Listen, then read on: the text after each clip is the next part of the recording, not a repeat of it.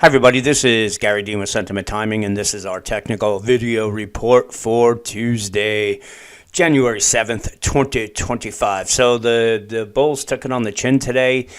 They did another gap up, which has been kind of the norm in 2025. And right now we're at 50-50, where, 50% of these gap ups have held and 50% of them have ended up down hard. So it seems like that, right now that's the way the bulls, they're trying to stick with the pretty much the same game plan they've been using for quite some time. But in any case, the economic numbers came out today. They were disappointing. That sent the NASDAQ down hard, which then pulled the S&P down with it. I made today a little bit harder than it should have been. I got into when we had our original, the gap up, and I saw this sell signal. The sell signal candle here, I simply sold some call premium. I did the 60-25, 60-30, and within 15 minutes I was able to close it for a dime. So I made about for the fund $1,965. But then we started coming here, and I had a feeling that we were going to get a bounce. And when we started going, when we were here, I actually wrote when we started bouncing up, I wrote the puts that were all the way down at the 59.20. So it had definitely had a lot of room to go. And then I wrote the call side of it at 59.75, 59.80. So once we started dipping, obviously the call part, the put premium that I sold in the Condor got stopped out. No harm, no foul. The call side of it made up for it. So looking at tomorrow, we had this bullish divergence. So let's take a look at the 15, because you can kind of see we do have a bullish divergence here.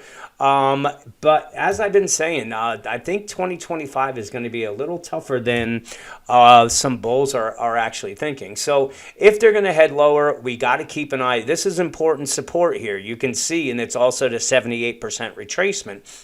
So the 58.70 level, it's going to be important. Now for the bulls, they're going to have to get it above the moving averages here, which is at the 59.43.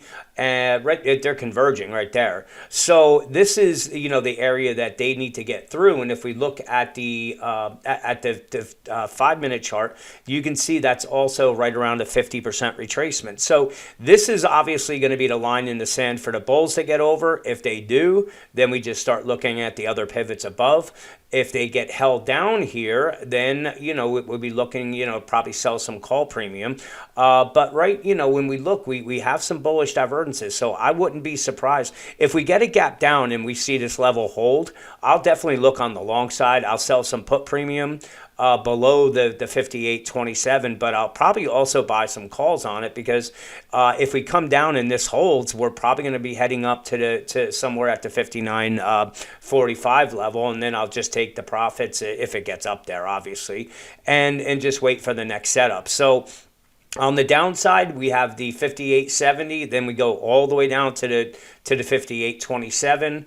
On the upside, the 59.45 is going to be important. If the bulls can get above it, then we're looking at the 59.58 and then the 59.77. Looking at the hourly chart here, again, you can see we have some bullish divergences. So I would not be, getting over bearish just yet, just because you can see we're pretty oversold here. We have buy signals. So I would rather, just miss some downside and wait for support to hold, because this is asking for trouble. Now if we see downside movement or catch momentum, then we're going to wait for what support right here is going to be used as resistance, and then we look on the short side. So that's really the way I'm playing it. Like I said, the buy signals kind of have me a little twist it, where I'd like to just jump on the short side when we see prices that are moving lower, but with the buy signals in place, we got to be very, very careful. So let's see what plays out tomorrow. Have a fantastic night, and I'll talk to you guys in the morning.